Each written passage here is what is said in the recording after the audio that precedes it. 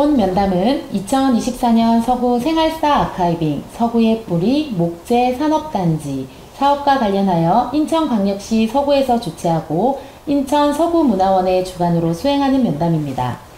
일시는 2024년 5월 24일 금요일 오후 3시이며 장소는 이북 5도 위원회입니다. 이번 구술자는 양종광 선생님이시며 면담자는 이승지입니다.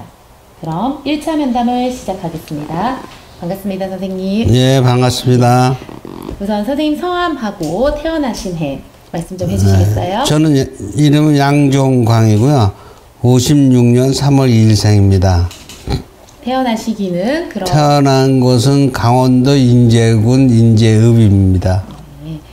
그럼 부모님 고향은 어디실까요? 부모님 고향은 평안북도 영병군 팔원면 소재입니다. 이북에서 태어나셨다, 그죠? 부모님은요? 네. 그럼 부모님은 이북에서 어떤 일 하셨는지 아시나요? 그 당시는 나이가 어린 때니까 한 17, 18대 이남아서 그냥 학생이었죠. 부모님은 학생. 그럼 부모님 형제 자매들 함께 다 내려오신 거예요? 부모님 그러니까 아버님 형제 두 분하고 어머님 한 분만 내려오셨습니다. 친척분들도 이제 강원도에 다 같이 아니요. 따로따로 이제 내려와서 따로따로 독립을 했죠. 강원도에 모여 살거나 그렇진 않았습니다. 네. 그럼 선생님 형제 자매 몇 남 몇 여세요? 1남 4녀입니다. 장녀시네요? 아니요, 제가 둘째죠. 둘째. 1남 4녀니까. 2남?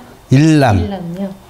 1남이고 첫째, 둘째. 그래도 네. 장남이신 거잖아요. 장남. 1남이니까. 네, 장남. 어깨 무거우셨겠네요. 네, 그렇습니다. 그러면은 강원도에서 태어나셔서 언제까지 강원도 사셨어요? 거의 돌 지나고 바로 올라온 것 같습니다. 서울로.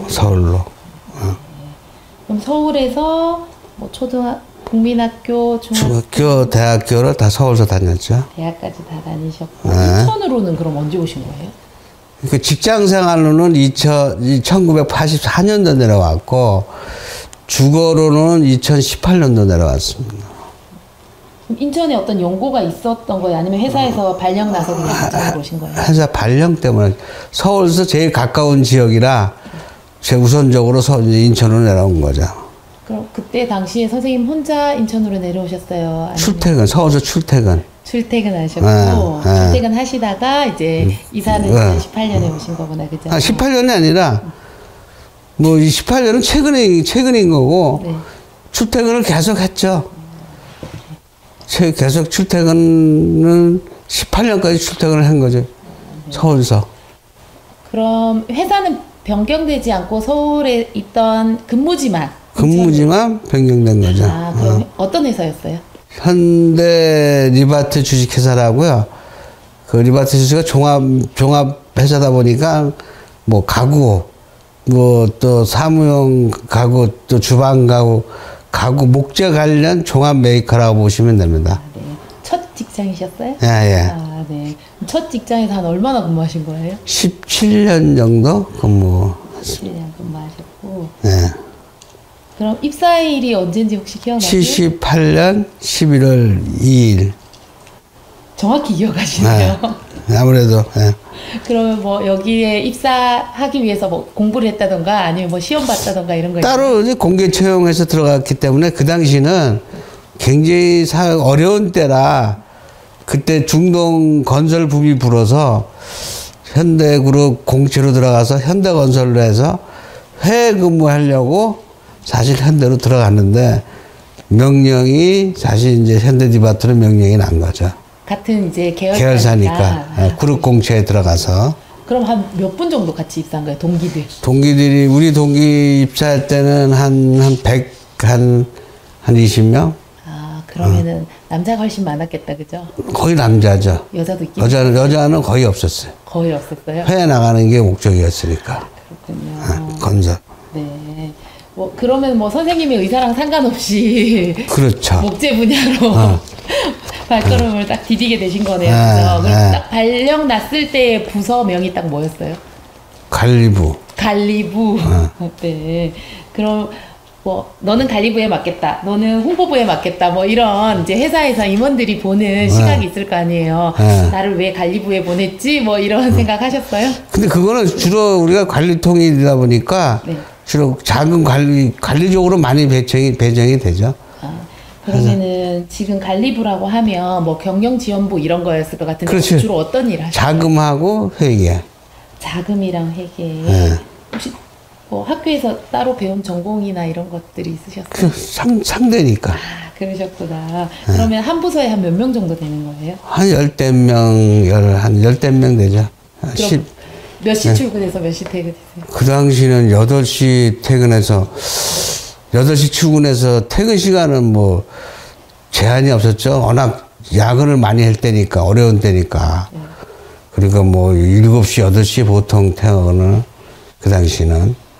서울에서, 정식 근무라는 그런 게 없었지 뭐 시간 8시간. 서울에서 출퇴근하실 거면 몇 시에 그럼 집에 나서셔야 돼요? 집에서는 뭐 하여튼 6시 반 정도 나가야 출근이 됐지. 일하다가 집에 못 오신 적도 있으세요? 그런 적은 없죠. 그런 적은 없으시고요. 그럼 부서에 뭐 여자 직원들이 있었어요? 있었죠. 있었기는 했네요.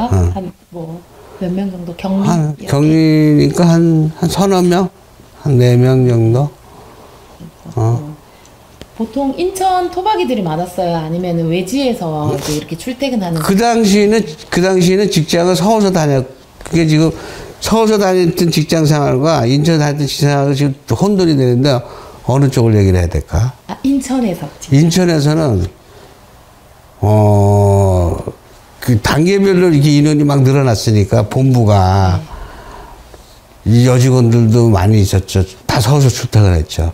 서울에서 출퇴근. 근데 인천서 다니는 사람들은 한 전체 여성으로 봐서 한 20%?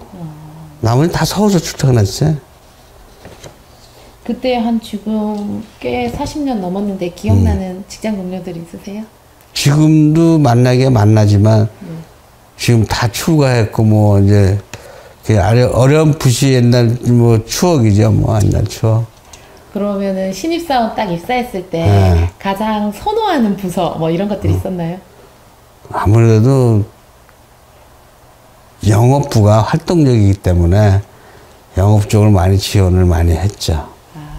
요즘 살짝 꺼려하는. 요즘은 뭐 그렇지. 네, 그럴 수도 있기는 한데 영업부가 인기가 많았군요. 그러면 주로 이제 주력 제품 이런 것들은 어떤 거 있었어요? 원자재. 그러니까 우리가 취급하는 거는 목재의 제일 기본은 원목이니까 우리는 원목을 수입해서 그걸 판매하면 그거 갖다가 이제 제조 가공을 하니까 그걸로 만드는 이제 제품. 원목이라고 하면 혹시 나무의 뭐 종류나 이런 거? 저렇게 생긴 거. 저게 뭐 아카시 나무다 뭐 무슨 나무다 이런 다 있지 이름이 있는데 그거는 뭐 너무 다양하니까 일반 사람들은 알지 못하고 딱딱한 나무는 뭐 비통이다 이런 식 못도 안 들어가는 무겁다 뭐 이런 정도용이지 나머지는 이거는 가구용이다 아니 이거는 그냥 산업용이다 두 가지로만 구분해. 가구용이다 산업용이다. 주로 어떤 나라에서 수입하는 거예요? 동남아시아. 인도네시아나 말레이시아. 그러면은 수입하는 뭐 거래처 또는 해외 출장 이런 거 가보신 적 있으세요? 저는 직장 생활하면서 한 2번 갔다 왔어요. 2번. 근데 그걸 전문을 하는 사람은 자주 가죠. 저는 그냥 인스펙션 하러 한 2번 갔다 온 거고, 네. 나머지 그 전문을 취급한 수입을 담당한 사람은 자주 가고, 우리는 영업이니까 수입해 오면은 판매만 하는 사람이고, 수입하는 전담 부서가 따로 있죠. 그렇군요. 그러면 현장에서 이 수입하는 통간이나 또는 얘를 쌓아놓는 야적이라든지 뭐 이런 문제에 대해서는 뭐 관여하거나 그러지는 않으셨겠네요. 그렇죠. 네. 우리 영업 쪽이니까. 그런데 제가 거기 예전에 사진들 보면 바닷물에 이렇게 통통통 담아놓잖아요. 왜 그런 거예요? 그거는 네. 사실 장소가 부족한 그런 면도 없지 않아 있고 쌓아놓을 수 있는 장소. 네. 근데 흔히 생각하면 나무가 물 먹으면 안 좋죠. 품질이 떨어지는 거 아닐까요? 근데 사실은 물에 담가놔서 좋을 건 하나도 없어요. 장소가 부족하기 때문에 그 당시 수로로 끌고 온 거라, 배에서 내려서 바다로 끌고 들어왔어. 운반을 물을 통해, 수로를 통해서. 그러면 그 젖은 원목들 어떻게 해요? 그건 자연 건조식이지, 자연 건조로. 가져와서 쌓아놓고 자연 건조해서 생산하는 걸로. 지금은 이제 건조장들이 지금 건조장은 다 했죠. 네. 한참 쌓아놔야 되겠네요. 근데 그 용도에 따라서 이제 건조를 하느냐 마느냐인데, 건조하는 제품은 이제 우리가 산업재, 가구용으로는 건조를 하지만, 일반 쓰는 거는 건조를 안 하고 자연 건조한 거를 그냥 사용을 해요. 아, 그렇구나. 그러니까 우리가 실지 보다 보면은, 지내다 보면 아파트를 짓는다든가 집 짓는 데 들어가는 나무는 건조 안 하고 써도 돼요. 집 막 뼈대 만들 때, 뼈대. 근데 안에 들어가는, 집 안에 들어가서 뭐 가구를 만든다든가 식탁을 만든다든가 책상 만든다든가 문짝 만드는 거는 건조를 해야지. 변형이 되니까. 건축 자재도 건조 안 하고 써도 괜찮아요? 안 하는, 그러니까 아니 뼈대 만드는 거, 골조. 골조 공사. 집 지려면 콘크리트 해야 되죠. 네네. 그런 거는 뭐 건조 안 해도 상관없습니다. 그렇군요. 그러면 그 당시, 지금은 이제 주 5일 근무제인데. 그렇죠. 뭐 토요일, 일요일 다 출근하셨어요? 아니면? 아니, 그때 그 당시에는 토요일까지는 근무를 했죠. 근데 네. 그때 당시에는 사회 풍토가 거의 잔업을 많이 하던 때예요. 근무 시간 초과해서 일을 많이 하는 때고, 또 어려운 때니까 그때 잔업 수당도 주니까. 수당은 꼬박꼬박 잘 주나요? 그래서 수당도 주니까. 아, 그래서 예전에 어르신들 보면 더 잔업을 많이 하려고. 그렇지. 잔업을 많이 하려고. 하긴 하더라고요. 그럼 가장 바쁜 시기는 언제예요? 그러니까 2, 4분기하고 3, 4분기가 제일 바쁘죠. 왜 바쁜 거예요? 그러면 왜냐면 이 겨울철하고 여름에는 일을 못 하니까, 계절적이 덥고 춥고. 그러면은 야외에서 일할 수 있는. 그렇죠. 네, 좋은 시기가 바쁜 시기다, 그죠? 네. 그럼 선생님께서 이제 이런 더위나 추위 말고 업무상 가장 좀 어려웠던 거, 이것 때문에 너무 내일 회사 가기 싫다, 뭐 이런 적 있으셨어요? 그거는 이제 경기의 흐름에 따라서 이게 영업이니까 부실이 많이 돼, 부도가. 그죠? 그럼 경기 흐름이 나빠지면 전반적으로 부도 날 확률이 많으니까 그런 때는 굉장히 괴롭죠. 어느 업체가 돈을 안 내고 도망갈 수 있는 부도가 날 수 있는 확률이 많아지니까. 수금이 안 되는. 수금이 안 될 때. 물건을 그때는 먼저 주고 나중에 쓰면. 그렇지. 물건을 먼저 주고 나중에 어음으로 받으니까. 어음을 한 4개월, 5개월, 뭐 6개월짜리까지도 받았으니까. 그럼 직장 안에서 여자 직원이랑 남자 직원이랑 좀 업무가 딱 구별이 돼 있었어요? 여자 직원들은 아무래도 내부 회계 관리 정도 일을 하는 거고, 외부 영업하는 건 다 남자 직원들이 했죠. 그럼 요즘은 이제 같은 회사에 같은 작업복 다 입고 행정부서든 뭐 공장에서 일하는 라인, 생산 라인이든 이렇게 근무하는데, 그때는 어땠어요?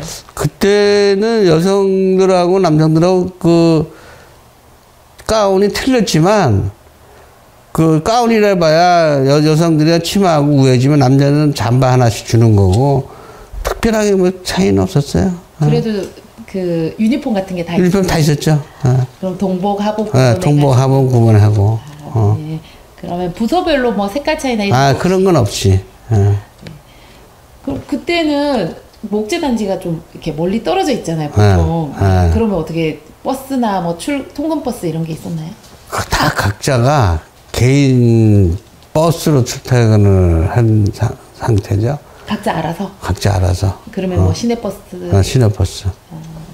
서울에서는 뭐 타고 출근하셨어요? 승용차. 차로 할 수밖에 없어요. 그럼 뭐 많이 걷거나 그러진 그런 건 않으셨겠네요. 네. 근데 서울서도 집이 서울 목동이니까 인천에서 목동 출퇴근하기는 뭐 이렇게 멀지가 않으니까 뭐 출퇴근한 거죠, 뭐. 거기는 1호선 라인은 아니다, 그죠? 그렇죠. 1호선 라인이죠. 1호선 라인인가요? 아니 1호선 라인이 아니네. 네. 1호선 하려면 또 나가야 되네. 영등포까지 나가야 되니까. 1호선 많이 타셨어요? 많이 가끔 탔죠, 가끔. 네, 보통 이제 인천하면 경인선이라 가지고 그러셨구나. 그럼 뭐 출퇴근 하실 때 생각나는 뭐 풍경?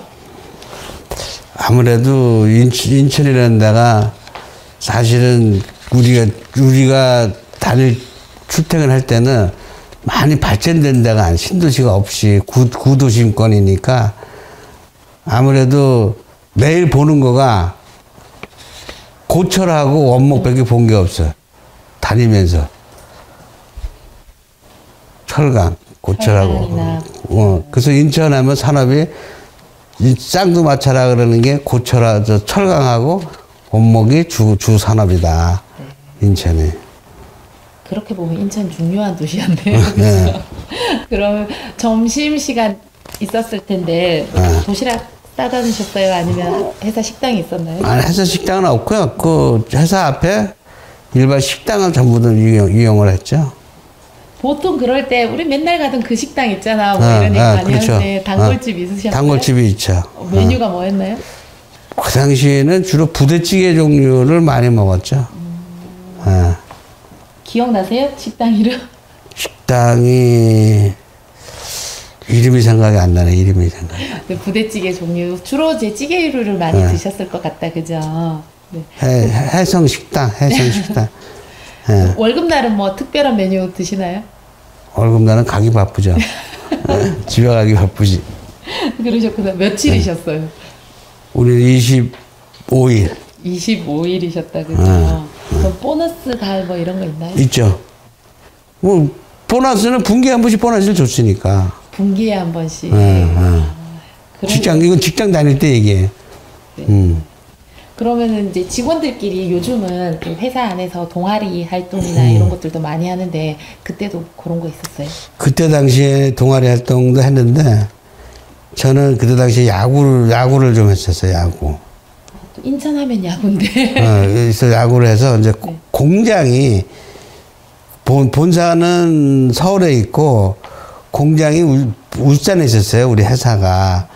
그러니까 본사 대 공장 대항 운동 시합을 많이 했지 옛날엔. 제가 인천에서 보니까 그 회사별 야구 시합 같은 걸 하더라고요. 동호인. 그럼 그때부터 있었나 봐요. 근데 그거는 뭐 워낙 그런 단체들이 많으니까 꼭 그게 아니더라도 그 당시에는 놀이 문화가 없으니까 그런 동아리 축구, 야구, 뭐 등산 이런 걸 많이 했어요. 직장생활 다니면서. 그럼 야구 어디서 해요? 운동장을 빌려서 했죠. 그러니까 뭐 고등학교를 빌려서 빌려서 이렇게 해갖고. 그러면 선생님 포지션은 어떤 거였어요?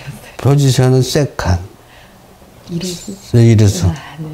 지금도 잘 던지시고 잘 받으시고. 조금 하죠 뭐. 이루수가 제일 바쁜 거 아니에요? 아니 아무래도 쇼스타 3루수가 제일 바쁘지. 그러시구나. 쇼스타. 그럼 동아리 활동은 토요일까지 출근하셨으니까 일요일에 하셨겠네요. 그렇죠. 일요일 날 했죠. 월요일부터 일요일까지 다 출근하신 거네요. 그 당시는 뭐 그게 관행적으로 월요일부터 토요일까지 근무를 했으니까. 네. 예. 어떻게 좀 잘 하셨나요? 좀 뭐 잘한 편이었죠. 잘한 편. 에피소드 같은 게 있나요? 그래서 이제 제가 우리가 야구를 하다 보면은 중간중간에 이제 대신 캐처를 해줄 수가 있는데 캐처를 대신 봐주다가 공을 받는다는 게 그냥 공이 맞박을 맞아갖고 한번 졸도한 적이 있어요. 졸도를. 아니 훈장도 엄청 크게 나왔겠는데요. 그러니까 졸도한 적이 있어요. 그런 어떤 에피소드가 있어요. 아니 그러면 월요일부터 토요일까지 일요일은 동아리 활동하시고 그럼 그때는 뭐 총각이셨어요? 아니면 결혼하셨을 때였어요? 총각일 때죠. 그럼 동아리 활동 열심히 하셨어야 되겠네요. 총각일 때죠. 끝나고 회식 같은 거 하나요? 하죠. 주로 뭐? 주로 삼겹살집에 주로 가서 하고 그게 다죠 뭐 그 당시는. 요즘은 인천 막걸리 소성주 뭐 이런 것도 여러 종류가 있는데 많이 마시는데 그때도 그런 거 많이. 막걸리는 거의 안 먹었고 그냥 그 삼겹살집이 주로 이제 우리 문화 음주 소주 문화였죠 뭐. 소주 드시고. 그럼 뭐 회비 같은 것도 내면서 하는 건가요? 회비는 일본 기본적인 회비 걷는 거고 대부분 웃분들이 사서서 이렇게 많이 복지였네요. 그죠? 그러면 회사에서 이 동아리 활동비가 따로 나오는 건 아니고 그냥 일부 보죠. 일부 보조해주고요. 그럼 그때 당시에 첫 월급 딱 탔을 때 얼마였는지 기억나세요? 첫 월급이 한 30만 원 내외. 30만 원요? 그런 것 같은데. 30만, 아니, 금액 잘 모르겠어요. 첫 월급 탔어서 뭐 하셨어요? 기억나세요? 부모님 속옷 사다 드렸지. 빨간 네버? 빨간 네버. 그거는 국룰이네요. 그렇군요. 그럼, 뭐, 임금 외에, 그럼 수당 이런 거 포함돼서 30만 원은 아니었을 거 아니에요, 그죠? 그렇죠. 다 포함, 근데 금액은 정확히 모르겠는데, 30만 원도 아닌 것 같으네. 100몇십만 원 될 것 같으네.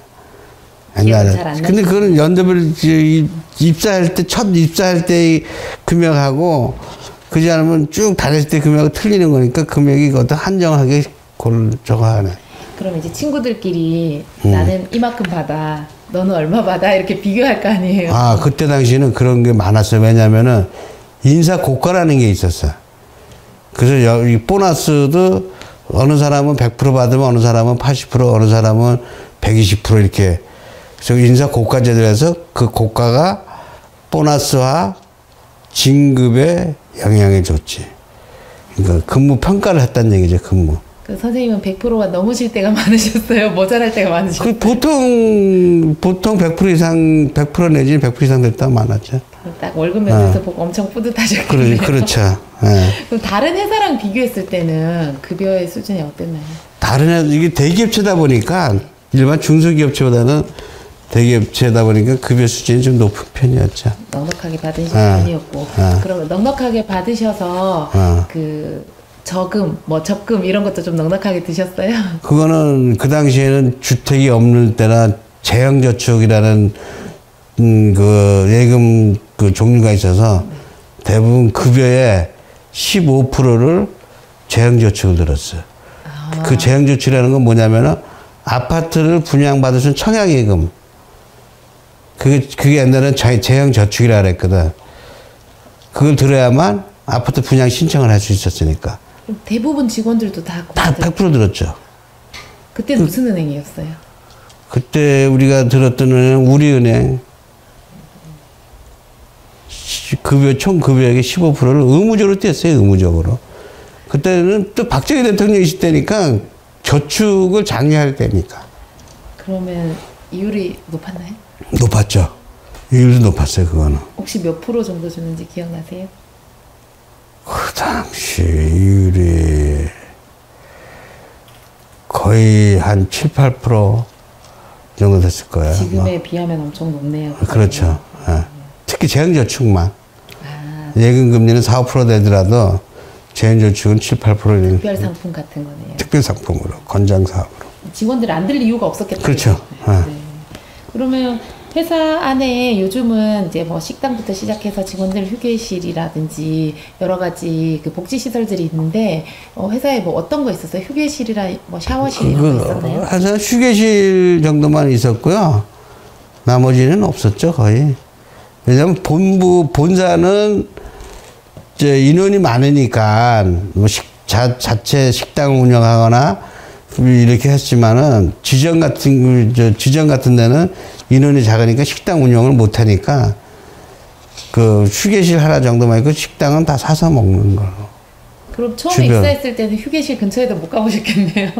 처음에 입사할 때는 그 본사에 있었기 때문에 본사의 인원이 몇백 명씩 하니까 식당이 있죠, 자체적으로. 식당이 있고 휴게실도 있고 다 그런 게 있었죠. 신입사원들도 자유롭게 자유롭게 이용할 수 있고. 문화였어요? 그렇죠. 네. 그때는 뭐 회사 안에서 실내에서 흡연하고 그럴 때였죠. 그렇죠. 실내에 다 흡연을 했을 때죠. 네, 그 뭐 우르르 밖에 나가고 그러진 않았거든요. 그러셨구나. 그럼 인천으로 내려왔을 때 공장에 그 서울과 비교했을 때 뭐 서울은 사무실이었겠지만 뭐 위생 상태라든지 주변의 뭐 도로 정비나 이런 것들은 어땠어요? 그 인천에 84년도 내려왔을 때는 일종의 여기 그동안에 우리 쭉 다니면서 보셨다시피 원목을 막 쌓아놓고 일종의 하치장이었어요. 하치장. 제품을 출고하는 하치장이기 때문에 근무하는 인원도 10명이 소인원이 근무했고, 작았죠. 도로망도 별로 없고, 주로 화물차 위주로 다녔던 도로죠. 요즘은 이제 이런 공장지대의 산업재해나 이런 것들이 아주 이슈가 되고 있긴 하고, 또 회사에서도 이제 재해 일수나 재해를 없애려고 많이 노력을 하고 있는데, 그 당시에는 이런 산업재해나 사고 이런 것들 혹시 기억나는 거 있으세요? 근데 그 당시에는 굉장히 그 자동화 상하차 작업이 자동화가 아닌데도 불구하고 이제 약간의 그 안전사고지 큰 대형 사고는 별로 없었는데 최근에 와서 자동화됨으로 인해서 또 사고가 더 많이 나는 것 같아요. 어떤 면에서는. 오히려 내가 느끼는 기계를 점이. 믿고 하는 게 훨씬 사고율이 높을 수도 있겠다. 네. 직원들 그러면은 연차 제도나 뭐 휴가 이런 것들은 그럼 지금 요거는 내 회사를 말하는 건가? 아니에요. 회사 다니실 때. 연차제도 있었죠. 연차제도가 있고, 네. 특별 보너스도 있고, 네. 또 분기별로 줬으니까, 그때는 보너스를. 회사마다 학예 휴양소 이런 것들도 많이 운영했는데 그렇죠, 했죠. 그런 것도 운영돼 있고. 주로 어디로 가나요? 우리는 그 당시에 저기, 어디냐, 영흥도 쪽으로 많이 갔어요. 인천에 있을 때. 예, 그럼 인천에. 학예 휴양소 가면 회사에서 지원해 주는 것들이 있나요? 거기 텐트촌. 텐트. 하고 민박하는 거 일부 지원해줬죠. 그렇군요. 응. 그럼 결혼하셔서 이용하셨어요? 아니면 총각대도 가셨어요? 총각 때 주로 이용했고, 네.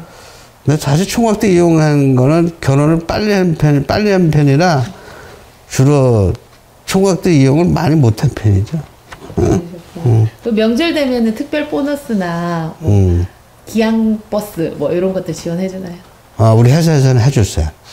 해줬고, 명절 때 특별 보너스 주죠.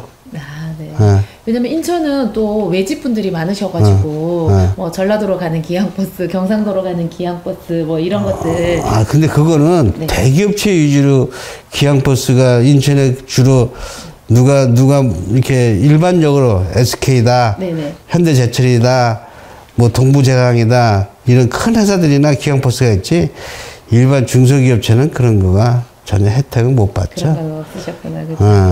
각자 가는 거죠, 그죠? 그렇죠. 그때 그래도 하루 종일 걸려서 뭐 만약에 부산 그래. 고향이다 이러면 그렇게 갔죠. 꽤 걸렸겠다, 그죠? 보통 그때 당시에 명절 다녀오면 몇 시간 정도 걸리나요? 저희는 그 특성이 부모님 고향이 이북이니까 명절 때 되면 좀 가슴이 아팠죠. 갈 데가 없으니까. 고향이라는 게 없으니까. 고향이 이북이니까 그런 면에서 좀 안타까웠지. 기성길, 기안길은 없었지만 마음은 훨씬 더 아팠겠다. 그렇죠. 네. 회사에 그 직원들끼리 노동조합이라든지 뭐 회사 사후회나 이런 것들이 있었나요? 그 공장 쪽에는 있었는데 본사 쪽에는 없었어요. 선생님도 활동하셨어요? 우리는 안 했지. 공장 쪽은. 보니까. 네. 공장 쪽만 노조 활동을 했지 본사 쪽은 거의 안 했지. 그러면 현장에 노조원들이랑 부딪히거나 뭐 이랬던 적이? 우리는 전혀 부딪힌 적은 없지. 그때도 뭐 노동쟁이나 이런 것들이 있었나요? 많았죠. 많았어요. 우리 회사가 공장이 현대중공업 옆에 붙어 있어갖고 현대중공업의 노사분규가 나면 자동으로 노사분규가 같이 걸려갖고 그게 좀 많이 노사분규를 많이 당한 회사라고 봐야 되지. 그러면은 그 조합에서 주로 주장하는 뭐 쟁점이나 이런 것들은 어떤 사항들이? 임금 인상이죠, 뭐. 임금 인상이고, 전환 배치. 근무 전환 배치 이런 걸로 많이. 그래도 기업체 규모가 있어서 뭐 그때 당시 체불 임금이나 그런 거는 없죠. 네. 당시 뭐 기억나는 동료들 있으신가요? 갑자기 생각해보니까 특별히 생각나는 사람이 없네. 여직원 중에서 뭐 마음에 들었던 직원이 있었거나. 근데 내가 아까도 얘기했지 장가를 일찍 가갖고 그런 기회가 별로 없었어. 아이고 그러셨구나. 그러면 사모님 얘기를 해봐야 되겠는데 사모님 어떻게 만나셨어요? 사모님 연애 결혼해서 만나요. 연애 결혼요? 그럼 제가 꼭 쪽에 잠시 뒤에 요거 목재단지 한번 여쭤보고 다시 질문 드릴게요. 그러면 주변에 어떤 기업들이 있었어요? 리바트 말고? 그러니까 이게 리바트 말고라는 거는 선창산업. 네. 이건 내가 직장생활 할 때, 네네. 우리 내가 근무할 때 선창산업이 옆에 있었어요. 가구 회사가. 또 한양가구. 그럼 이 그 기업들이 하는 일들이 이렇게 그 제재소, 뭐 운반 이렇게 약간 분류가 잘 돼 있던 거예요? 아니면 한 회사에서 처음부터 끝까지 이렇게 제품 완제품 만들 때까지 모든 거를 총괄하는 그런 시스템이었어요? 총괄하는 시스템. 그럼 한 회사가 수입해서 네. 제재하고 제재, 생산, 가공, 포장, 도장 다 판매까지. 물류. 네. 아, 네. 그랬는데도 그 리바트가 그럼 꽤 역사가 오래된 기업이다, 그죠? 그 78년이니까 40년 넘었죠? 그죠? 그럼 초기에 그 북성동의 목재단지 생산품들은 주로 그런 가구나 가구가 아니고 네. 어상자. 어상자 내지는 포장 박스. 바닷가니까. 네네. 그런 것들이 훨씬 더 많았겠네요. 그렇죠, 거기는. 성냥공장. 동인천에. 그러면 수요가 좀 많았나요? 뭐, 이게 1차 산업이고, 필요 불가결한 제품이니까 수요는 뭐 계속 늘어날 수밖에 없었죠. 그럼 야간에도 공장이 뭐 돌아갔죠. 돌아갔어요. 네. 그럼 교대 근무했겠네요, 현장의 근로자들은? 아니, 연장 근무했지, 연장 근무. 연장 근무로. 그때는 그럼 운송 수단들 어차피 뭐 트럭이나 이런 것 트럭으로 주로. 보통 몇 톤짜리?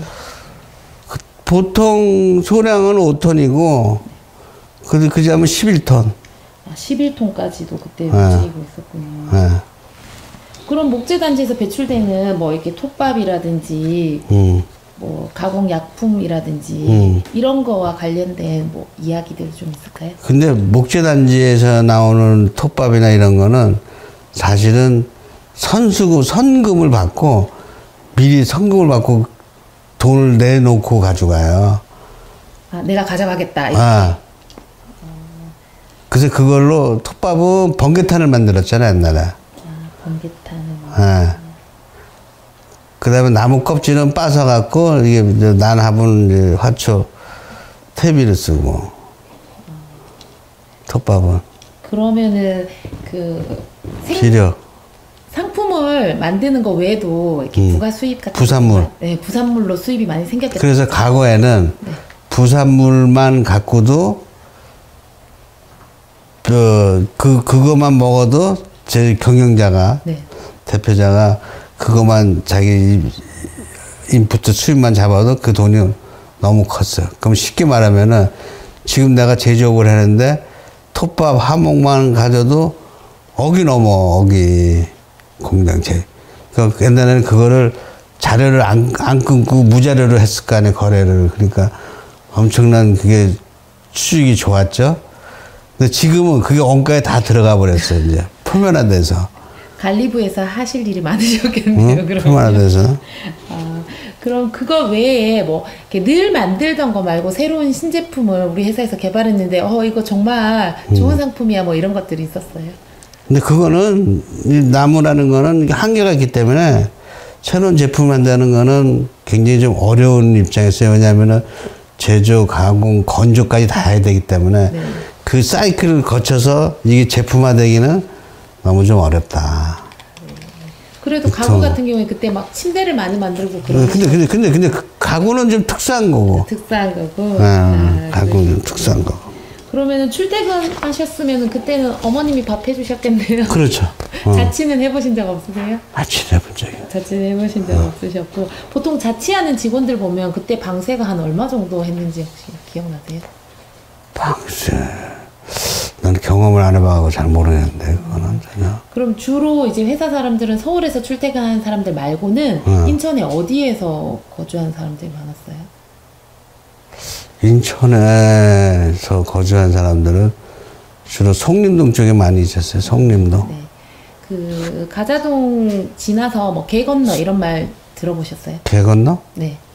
개 건너는 잘 모르겠네. 못 들어보셨고요. 그러면 가장 많았던 뭐 주거 시설들 빌라가 많았나요? 아니면 단독 빌라 형태 그렇죠. 주거 시설이 많았다 그죠? 네. 아, 네. 회사에서 인천에 조금 떨어져 있으니까 사택을 지원하거나 뭐 그런 제도는 있었나요? 저 융자를 좀 해줬죠. 융자.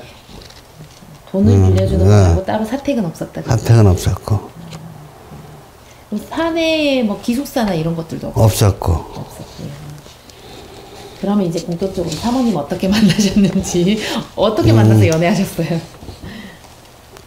저기 잠깐 제가 여기 이 회사 오기 전에 잠깐 딴 회사를 근무를 했었어요. 아, 첫 직장이 아니시고 네, 잠깐. 네. 그런데 거기 근무하다 일로 와서 전 직장에 놀러 갔더니 그 회사에 이제 입사를 해 있는 거라 여직원으로. 회사 다닐 때는 몰랐는데. 그렇지. 회사 다닐 때는 없었고. 네네. 내가 그만두고 난 다음에 들어왔지. 그래서 이제 만나게 된 거지. 내가 갔다가. 하루 전 직장에 놀러 가셨으면 한 번 만나셨을 거 아니에요? 그 다음에 자주 갔으니까. 뭐 그 전 직장을 2년 때문에 자주 가신 거예요? 사모님 만나러 자주 가신 거예요? 사모님 만나러 자주 간 거나 마찬가지지. 뭐. 그러셨구나. 그럼 몇 번 만에 사모님이랑 연인이 되셨어요? 한 1년도 안 됐을 거야. 결혼은 그럼 언제 하셨나요? 81년도. 81년에 결혼하셨고 쓰라의 자제분들이 일남일녀. 일남일녀 있으시고 그럼 서울에 신혼집 차리신 거예요? 그렇죠. 서울에 살았죠. 서울에 살으시고 인천으로는 그럼 언제 이사 오신 거예요? 2018년도. 2010. 그럼 자제분들 다 키우고 이사 오셨겠네? 그렇죠. 다 키우고.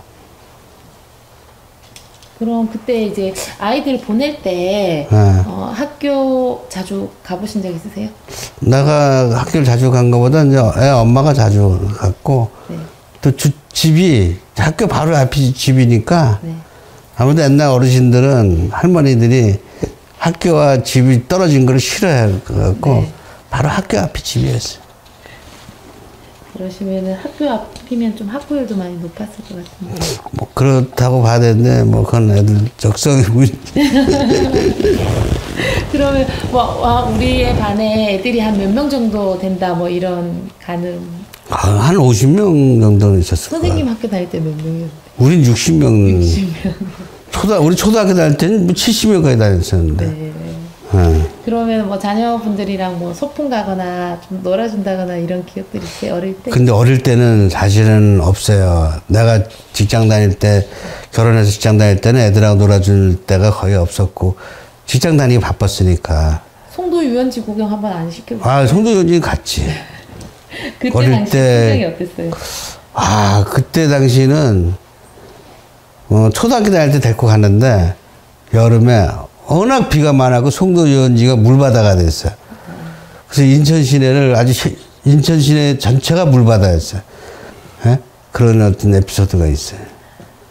그러면 뭐 제대로 구경도 못하고 나왔지 뭐. 그날 갖다 텐트 치고 그날 저녁에 나왔으니까 밤에 비가 억수로 와서 그 상륙작전 기념관에 있는 물이 다 유원지로 다 들어왔으니까. 그랬구나. 그러니까 인천 시내 용현동 또 신포동 이쪽에 다 잠겼으니까. 그러면은 뭐 야외나 이런 것들을 못 가더라도 예전에 이제 아버지의 월급날 되면 통닭 이런 얘기 그렇지. 하잖아요. 그런 것들에 대한 기억은 있으세요? 그런 거는 가끔 우리가 사실은 신포동 가면은 또 통닭도 유명하고 해서 그 월급날 되면은 주로 많이 그런 거 용돈으로 사가는 거지. 자기 개인 용돈으로 많이 사다 줬지. 그렇군요. 월급날이 주로 그런 추억이 있지. 맛있다고 뭐 네. 요청하시거나. 그렇죠. 추억이 있죠, 추억이.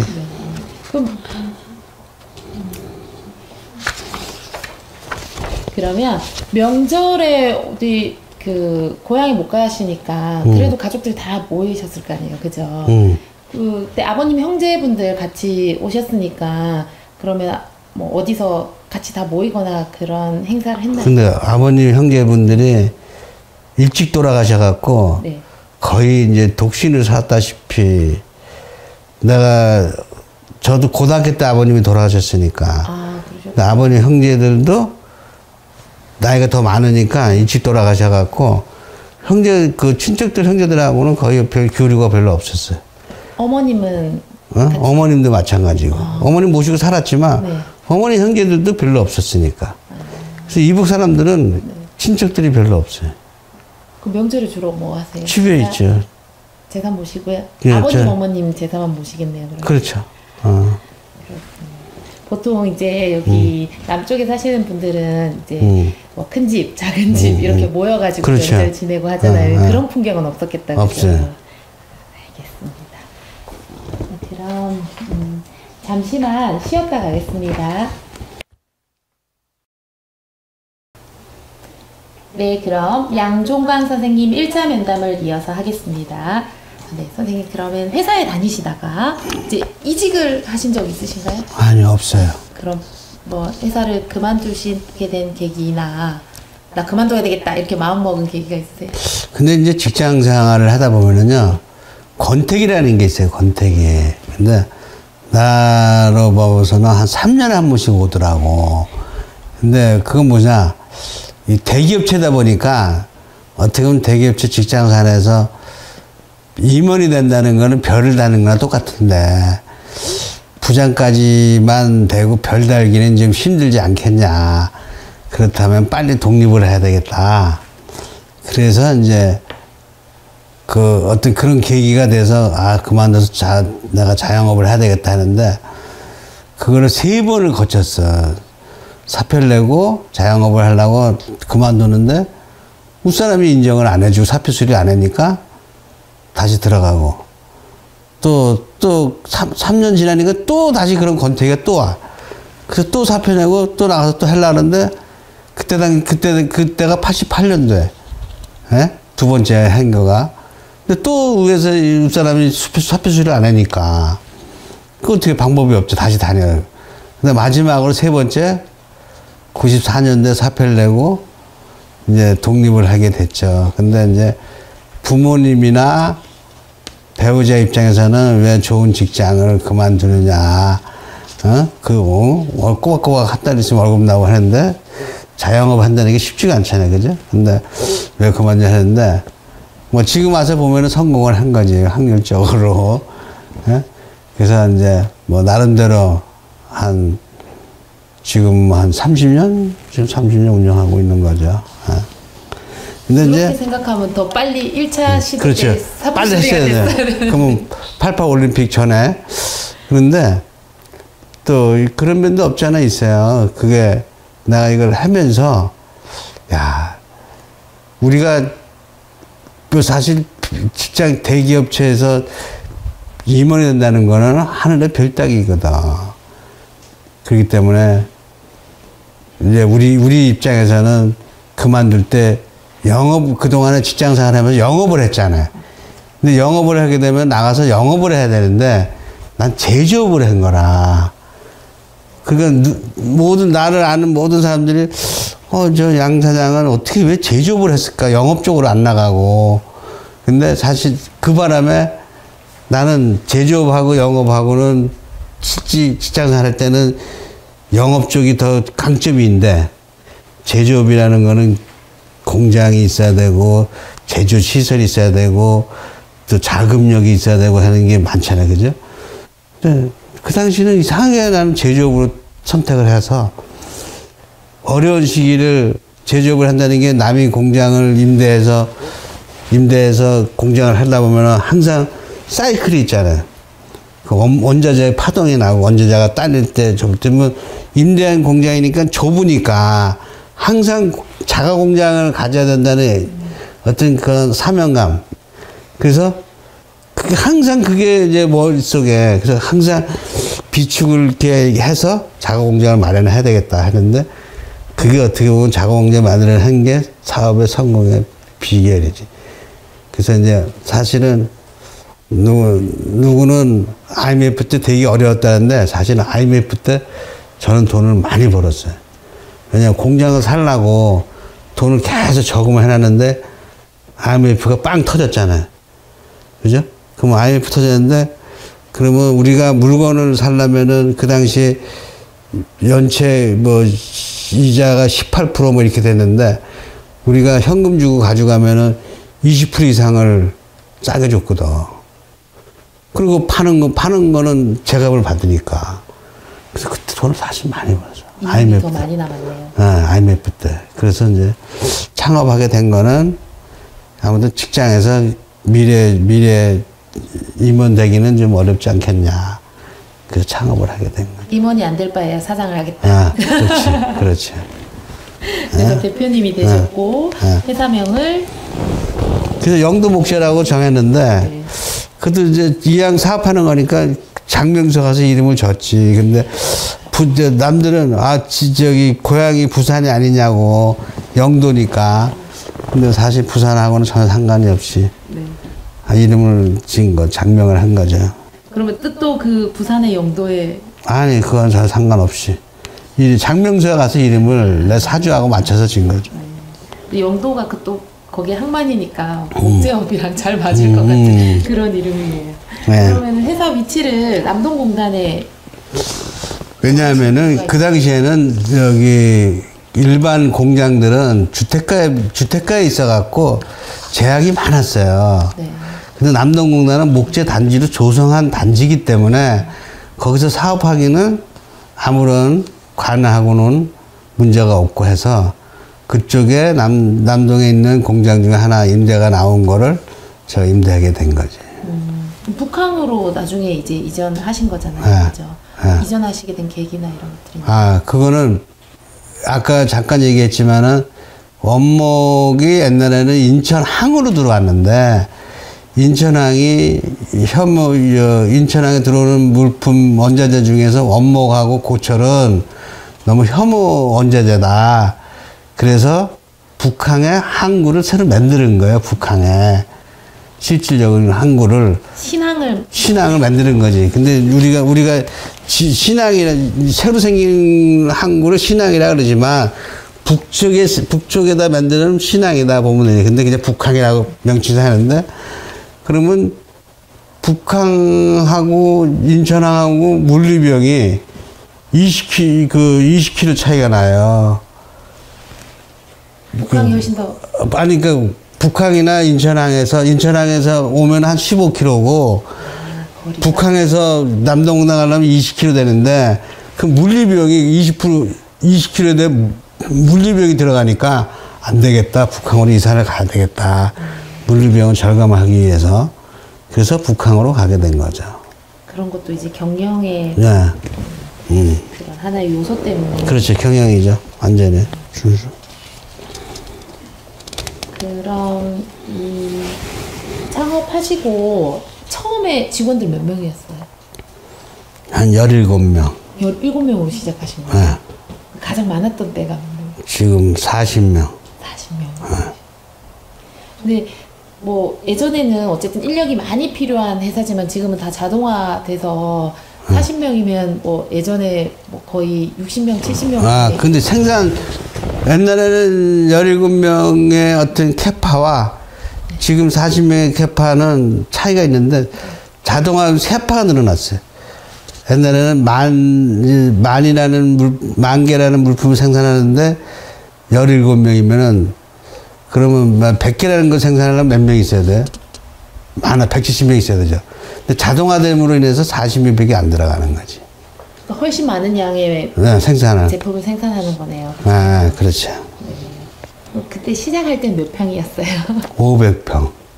500평으로 시작하신 거네요. 그때는 또 임대였고, 그죠? 임대였고. 그런데 열심히 IMF 때 회사를 자리를 잡으셨네요, 그죠? 그럼 이렇게 활동하시면서 이제 뭐 목재협회나 이런 단체 활동을 시작하시게 된 거예요? 네, 그렇죠. 네. 근데 아무래도 우리 목재업계는 1세대 어르신들이 연세가 많고 아무래도 이제 배움이나 이런 거는 좀 우리 젊은 사람들보다는 모자르다 보니까 아무래도 젊은 사람들이 어떤 업계 협회를 만들고 어떻게 보면 생산과 수입 유통에 따르는 권익 보호를 위해서 협회를 만드는 거죠. 보통 초대 회장 역임하시면 이거 만듭시다 이렇게 하시는 분들이 그렇지. 많이 그렇죠. 발기인식으로. 네.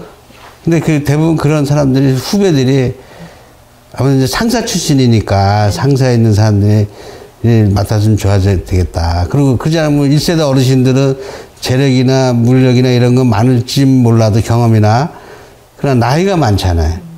그러다 보니까 이제 상사 출신 중에 한 사람이 내가 이제 맡게 된 거죠. 그래서 한 5년 정도를 했죠. 출범 당시에는 한 회사가 한 몇 개 정도가 되셨어요? 그때 한 300개 정도? 꽤 많았네요. 네. 지금 그 안에 300개 되나요? 지금은 한 100, 그렇죠. 한 30개? 네. 회사는 많이 줄어들었다. 줄어들었죠. 줄어들고 대형화되고. 규모는 커지고. 네. 네. 그 다음에 이제 유통하는 사람들이 많이 생겼죠. 제조보다. 공장을 했다가 공장을 안 하고 그냥 유통만 하는 사람으로. 유통 알죠, 유통? 네. 그럼 전국에 이제 목재 단지들이 많으니까 그런데 이제 목재 유통 같은 것들도 같이. 병행을 하죠. 해보고. 지금은 어디가 더 커요? 남동공단 쪽이 크나요? 아니면 북항이 더 크죠. 배우단지가 훨씬 큰 거네요. 대형화됐어요. 그러니까 남동공단은 없다고 봐도 돼요. 지금은 이제 물류병 때문에 경쟁력이 없잖아. 그럼 5년 동안에 초대 회장으로서 이런 업적을 했다 뭐 이런 자랑하실 만한 게 있어요? 목재단지 조성. 네. 목재단지 조성 3군데 걸 다 했죠. 3군데요? 네. 어디? 청라 산업단지, 네. 북한 배우단지, 네. 또 목재단지, 북한 배우단지. 취임 딱 하시고 이 협회장으로서 가장 중요하게 여겼던 부분이나 이런 것들이 있어요. 근데 아무래도 이렇게 처음 생기다 보니까 어떤 그 필요성을 못 느꼈죠. 처음에는. 근데 이게 산업 구조가 변천해 가면서 거기에 대응을 하려면은 우리 나름대로 대항력을 키워야 되고 자생력을 키워야 되는데 기존에 있는 어르신들은 현실에 그냥 안주하는 상황이고 우리는 대체하는 산업에 자꾸 앞서 나가야 되니까 그런 거에 대해서 약간 이제 마찰이 처음에는 비협조적이었지. 회원 가입이나 이런 거가. 처음에 이제 초창기에 창업하신 그렇죠. 분들이 그럼 이 목재단지 안에서도 하역사도 있고 운송사도 있고 뭐 노조도 있고 그랬을 텐데 그런 단체들 간의 어떤 문제점을 해결하거나 그런 케이스도 있나요? 많아요. 많은데 이게 뭐냐면은 옛날에는 이게 사람이 장비가 자동화가 안 되고 현대화가 안 되다 보니까 다 수작업으로 작업을 했어요. 근데 수작업으로 하던 거가 자동화가 되면은 자금은 투입이 되겠지만 속도는 빠르고 자금은 투입이 되겠지만은 인원은 안 들어가잖아요. 근데 그 요율은 비싼 거라. 그래서 그것 때문에 마찰이 굉장히 심했고 그래서 그것 때문에 싸움을 많이 했어요. 그래서 출고 중지, 출고 배제 뭐 이런 등등을 많이 했지. 근데 그거는 쉽게 말하면 옛날에는 노조, 하역비가 있고 항원 노조가 있는데 저 원목을 실려면 사람이 손수 다 끈을 묶어주고 그걸 크레인 중기로 옮겨서 차에다 실어주는데 요즘은 찌개차가 그냥 자동으로 이렇게 탁탁 실어주거든. 그럼 사람이 필요 없잖아요. 그런데도 불구하고 우리는 돈을 줬어요. 한 대당 얼마씩. 전표, 그 다음에 그 물건이 들어오면은 송장 하나 받는데 의무적으로, 워낙 노조가 세니까. 한 대, 그러면 우리가 일반적으로 인건비 준다 하면은 하루 일당이 뭐 최저임금 따지면은 뭐 8만 원이다 그러면은 그거는 20만 원씩 줬다고 20만 원씩. 그게 얼마나 불합리해. 그래서 그거 갖고 많이 싸워서 그 항원 노조들은 니들은 산업이 발전되면서 딴 쪽으로 가야 된다. 우리 업종보다 딴 쪽으로. 그래서 직무 전환을 해야 된다. 직무 전환을. 그래서 그 사람들이 어디로 갔냐면은 자동차 수출 쪽으로 갔어. 우리 쪽에 빠지고. 그래서 그 총대를 내가 매갖고 아주 혼이 났지. 그래서 연차적으로 그럼 인원을 우리한테 파견된 그 고용 인원이 100명이면은 1차 연도에는 뭐 20명 줄이고 2차 연도 30명 줄이고 3차 연도 최종적으로 우리 필요한 인원만 쓰겠다. 그래서 그걸 다 보냈어요. 그 자동차들 보면 그 항구에 엄청 많이 이렇게 세워져 있잖아요. 이제 그런 거를 이제 운송할 수 있는 그런 직무로 전환해 주시는 전환. 그죠? 네, 그렇게 대체. 또 그게 바람직한 거고 그 사람들. 그래서 그 작업을 구조를 변화시킨 건데요. 그렇게 한 거지. 아, 네. 그래서 옛날에는 항운노조가 부산 항운노조, 인천 항운노조가 엄청 강성이 셌지. 예. 그러면 뭐 하역료라든지 이런 거 책정하는 데에도 관여하셔가지고 협상했죠. 왜냐면 개개인별로 이거 불합리하다고 항의하면은 그 단독 회사가 피해를 보잖아요. 하역 배제를 시켜버리거든. 그건 협회 차원에서 요율을 조정을 해줘야 되니까. 그래서 근데 아무래도 그것 때문에도 계속 그 회의를 했었는데 하역 회사들이 단합을 해서 요율을 정하고 일방적으로 통보를 했어요. 그래서 나름대로 공정거래위원회에다 고발도 하려고 하고 했는데 사실은 내가 회장인데 내가 주도적으로 그 역할을 하면은 결국 내가 피해를 본다고 보이지 않는 뭐 하역비뿐만 아니라 뭐 방역비도 있고 그래서 약간의 없지 않아 그런 단합이나 이런 요율 이런 거를 어떤 협회라는 걸 통해서 좀 통제를 했죠. 통제를. 물리적인 충돌보다는 대화로서 해결하는 아름다운 모습이었던 걸로. 네. 그러면은 뭐 이걸 막 반대하는 뭐 회사도 있었을 거고 아니면 조합도 반대하는 회사는 없죠. 없었고요. 협회에서 대신 대변을 해주는 거니까. 네. 그러면은 이제 인천항에 뭐 내항도 있고 외항도 있고 그런. 근데 우리는 북한 하나만 해당이 되니까. 하나만 해당되니까. 네. 내하고 상관없죠. 그러면 이제 목재를 이렇게 하역하는 목재와 관련된 일들 안에서 그 하역비라든지 뭐 그 운송비라든지 이런 것들을 조율을 해주신 거죠. 그렇죠. 항공에 관한 건 아니고 이거. 네, 그렇죠. 네. 그 5년 동안 하신 거죠. 회장을 5년 하셨고 일은 지금 계속 하고 계신 거예요. 네, 하고. 일은 이제 협회는 계속 종속하고 있는 거고 네네. 회장은 5년 한 거고 나는 대표이사를 빠져서 이제 아들한테 넘겨준 거지. 지금 이제 회사는 아들이 운영하시는 거예요. 그 많이 이렇게 이럴 땐 어떻게 합니까? 이렇게 조언을 많이 구하는. 그렇죠. 엄청 보기 좋은 부자이실 거 같네요. 그럼 북한 그 조성할 때는 어쨌든 나라의 개발 산업에 의해서 거기가 딱 조성이 된 거죠, 그죠? 그렇죠. 선생님들이 뭐 의견을 주거나 또는 여기에 이렇게 하역 시설을 넣는다거나 그런 거는 아니신 거죠? 그건 국가 차원에서. 국가 차원에서 했고 이제 뒤에 기업들이 입주를 하게 되는 그런 시스템으로 된 거죠. 네. 그러면 가장 먼저 뭐 입주하게 된 회사나. 근데 그건 무슨 얘기냐면은 얘기할게요. 북한이 개발됨으로 인해서 거기 주변 땅들이 여러 가지 업종이 들어올 수가 있잖아요. 그죠? 그런데 우리 목재 업종은 자금력이 약해서 거기 들어갈 수 있는 여건이 안 돼. 자금력이 있는 게 아니고 약했나요? 다른 업종보다. 철강이나 다른 업종. 그런데 어떻게 그걸 추진했냐면은 북한 신항을 만드는 목적이 처음에 나라에서 만든 목적이 있을 거 아니에요. 그러면 고철과 원목을 글로 인천항에서 글로 옮기는 걸 유치하려고 만들었으면 거기에 맞는 고유 목적에 따라서 그 목재 업체를 유치해야 되는데 딴 업종이 들어오면 우리는 들어갈 방법이 없잖아요. 또 우리는 그런 우리 같은 업종이 들어가야 물류 비용이 절감되고 가격 경쟁력이 생겨서 소비자들한테 어떤 판매를 할 수 있는 건데 그게 안 됐어요. 그래서 시청하고 계속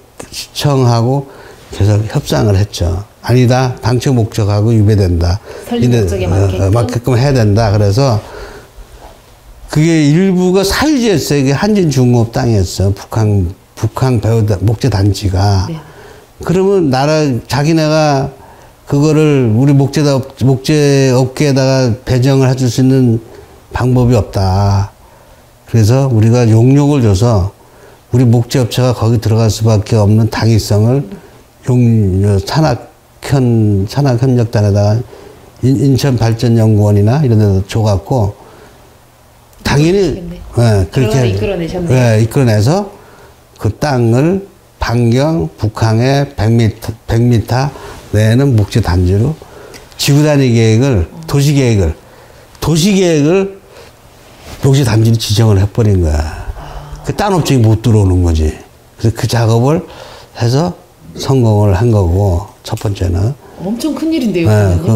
근데 지금에 와서는 거기 들어간 사람은 그렇게 혜택을 보고 들어갔는데 지금 와서는 딴 업종이 못 들어오잖아요. 자기 옮기려면. 그럼 업종을 풀어달라고 그러는데 풀어주면 안 되지, 사실은. 옛날에 그런 조건에서 풀어준 건 이제 딱 묶어가서 우리가 들어갈 수 있는 길이 된 건데 그렇게 된 거고. 그 안에서 그럼 산업에 대한 보호를 조금 받는 편이긴 받는 편이죠.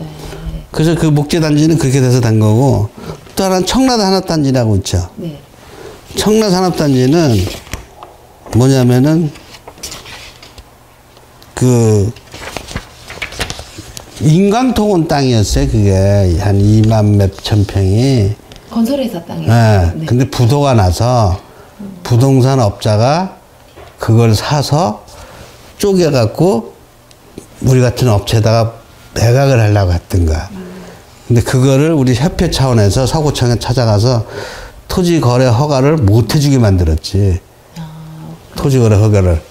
왜냐면 부동산 업자가 껴서 그 자기가 그걸 인수해서 다 쪼개서 뭐 팔아먹으려고 했으니까. 그래서 약간 분양사업 하는. 분양사업으로. 그래서 그걸 못하게 해서 우리가 거기 실수요자가 규합을 해서 20개 업체가 그 땅을 산 거지, 돈을 걷어서. 그러면은 실제로 그 회사들은 너무 높은 비용의 땅을 사거나 그런 것들을 배제한 거죠. 네, 막을 수 있었어요. 네, 그래서 이렇게 그 청라산업단지는 그렇게 해서 조성돼서 우리 목재업계가 들어갔고. 아까 말씀하신 것처럼 이 회사를 운영할 때 이렇게 전세 살다가 우리 집 사는 것처럼 회사의 땅을 확보하는 게 훨씬 이렇게 중요한 그 기본 버팀목 같은 게 될 수 있는데 그런 역할을 만들어 주신 거예요. 그렇죠. 네. 싸게, 시세보다 싸게. 네. 그러니까 근데 그 땅이 지금 와서 보니 내가 지금 좀 안타까운 거가, 나는 그때 회장이었는데 못 들어갔어. 그걸 못 들어갔어. 근데 그 당시에 그게 180만에 분양했거든, 평당. 근데 그 이후에 그 평당 주변에 분양한 게 300만 원이야. 어? 근데 지금 얼마냐면 1,800만 원이야. 1,800만 원? 아니, 그냥 800. 800만 원요? 그럼 얼마야. 근데 나는 그걸 못 들어갔지. 들어가셨어도 또 사업체 차리셨어요. 그래서 그렇게 그 두 번째 그런 단지가 형성됐고, 네. 또 하나 단지는 북한 배후단지는 항만공사에서 매립한 땅이에요. 아, 인천 항만공사였어요? 그래서 그 항만공사에서 매립한 땅인데 거기도 그 땅을 목재단지로 해야 된다. 목재단지 클러스터화를 해야 된다. 뭐 청라산업단지도 그렇고 북한 목재단지도 그렇고 북한 항만 배후단지도 그렇고 목재산업을, 인천에 있는 목재산업을 다 글로 집약해야 된다. 저 항 옆으로. 그러면 아무도 주거지 옆에 있는 목재 회사들도 다 없어지는 거고, 환경도 깨끗해지는 거고, 또 전목 차들도 이제 사고 위험도 이제 감소되는 거고 해서 목재단지 클러스터로 해야 된다. 북항을 전부 다. 그래서 그 세 개 단지가 그때 동시에 이루어졌어요. 동시에. 거의 그냥 1년 차이 안에 다 이루어졌어요. 목재 산업에 허브화를 하시는 거네요. 그렇죠. 그러셨군요. 저는 거기 맨날 지나다니면서도 몰랐네요. 그랬군요. 그러면 가장 먼저 입주하게 된 단지가 목재단지. 청라산업단지가 먼저 입주하고 그다음에 목재단지, 북한 배후단지 이렇게 됐군요. 그럼 어디가 가장 큰가요? 목재단지가 제일 크죠. 목재단지가 가장 크고 그럼 청라산업단지가 가장 작은가요? 20개 업체니까. 작죠. 작은 축에서. 거기는 아무래도 또 그 주거지랑 조금. 아니요, 주거지 상관없어요. 청라산업단지도 붙어 있어요. 네, 북항하고 다. 북항이랑 옆에. 다 붙어 있는 거, 네. 그러면 하루에 원목이 이렇게 드나드는 양이 한 얼마나 되는지 아세요? 그거는 내가 지금 아직 수치로는 모르겠어요. 저도 알아보도록 하겠습니다. 그 수치로. 네. 그건 협회다가 물어보면 나와. 네. 그래도 충분히 이 북항에서 감당할 수 있는 만큼을 최대로 들여와서 거기서 가공하는 만큼 단지가 형성이 된 거죠. 네, 형성은 됐는데 제일 시급한 거는 그거가 들어와서 쌓아놓을 장소 하치장이 부족해. 그럼 지금 추가적으로 더 조성을 해야 되는 그런 상황. 하치장을 단지보다 하치장, 원자재를 들어와서 쌓아놓을 수 있는 적재장 있죠? 옛날에 봤던 거, 쌓아놨던 거. 그런 게 없어져 버렸잖아요, 전부 다. 앞으로 이 협회에서의 목적 사업 같은 게 이런 게 될 수도 있겠죠. 그거가 제일 급선무죠. 아, 네. 다 없어졌으니까. 근데 지금 그럼 지금 그거 어디다 쌓아놓고 있냐? 부두에다 쌓아놓고 있어요, 부두에다가. 부두에다가요. 임시로. 그럼 배, 화물 물동량이 들어오면은, 지금 수요 공급이 바란스가 안 맞을 때는 쌓을 수가 없잖아요. 그죠? 네. 그러니까 어디 일정한 구역에 하치장이 만들어 조성이 돼야 된다. 그게 좀 급한 이런 하도죠. 단지 조성이나 이렇게 이제 하치장을 조성하기 위해서 그 사업을 이어나가실 때 지금은 이제 청라에 신도시도 생기고 근처에 이제 인천 인구가 계속 늘어나잖아요. 그러면 뭐 시민들의 반발이라든지 뭐 항의라든지 이런 거는 생겼어요. 생겼어요? 어떤 경우가 있었어요? 그 하치장을 네. 저기 인천 영종대교 밑에 그 공원 한지가 큰 땅이 있는데 비어져 있어요 지금. 거기다가 하려고 했더니 청라 아파트 단지에서 반대해갖고 못 들어갔지. 그거는 그럼 무산된 거예요? 무산됐지. 그런 일도 있기는 했군요. 어려움도 있으셨네요. 그렇죠. 네. 그러면 새로운 그 목재단지 조성할 때에는 뭐 다른 그 뭐 부산이나 지금 이제 충주에도 목재단지 형성한다는데 그런 이렇게 보고 배울 수 있는 먼저 이렇게 목재단지를 형성한 지자체나 이런 것들을 보고 하신 거예요? 아니면은 아예 맨 땅에 헤딩을 하신 거예요? 제가? 네네. 아무래도 벤치마킹을 했는데 부산으로 가서 아니 아무래도 목재 산업의 주 메이커는 인천이에요. 인천이 전체 목재 시장의 한 60%, 65%를 차지하니까 우리나라 전체. 네. 그러니까 아무래도 인천이 제일 발달됐다고 봐야 되겠죠. 네. 인천에서는 이 협회가 처음 생긴 게 아니었어요? 처음 생겼으면은 뭐 협회를 벤치마킹할 그런 없어요. 그건 없고. 네. 그러니까 여기 대외적으로 국가 간의 거래든가 협회가 우리 대한목재협회가 네. 하나예요, 하나. 네. 우리나라의 하나예요. 하나. 그러니까 그래서 뭐 미국에서 목재 관련 협의를 해야 된다 그러면 대한목재협회를 찾아야 돼. 또 뭐 유럽에서 독일이든 어떤 뭐 유럽이든 남아프리카든 하면은 목재 관련 임산 우리 한국 말하는 농림부 장관이 임산물 나무에 관련된 걸 하려면 대한목재협회를 찾아야 되죠. 이제 튼튼하게 뿌리를 잘 내리고 그렇죠. 있는 그런 입장이지. 예. 그러면은 이 지금 인천에 이제 사시고 계시다는 서구에 네. 그럼 이렇게 이주하게 되신 계기가 이런 협회 일이 크세요? 아니면 회사를 운영하는? 회사 운영이 네. 지금 이사 오게 된 거가 회사하고 집이 그 길이 새로 났잖아요. 네. 그죠? 그 뒤쪽으로. LG 그 새로 나와서 한 10분? 그 다리 건너가면 바로예요, 우리 회사가. 출퇴근 시간이 엄청 단축되겠네요. 그러니까 SK 5단지에서 네. 저는 청라 목재단지 항만 배우다 넘어가는 길을 났죠, 다리가 이제 생겼죠. 네. 그 넘어가면 바로라 우리 회사가. 네. 그러니까 뭐 가까워졌지. 네, 알겠습니다. 그러면은 이렇게 이주해서 이제 선생님께서 회사를 운영하시고 협회 일을 하셨던 것은 이제 2차 면담 때 이어가기로 하고 이것으로 1차 면담을 마치겠습니다. 네. 감사합니다, 선생님. 네, 감사합니다. 네.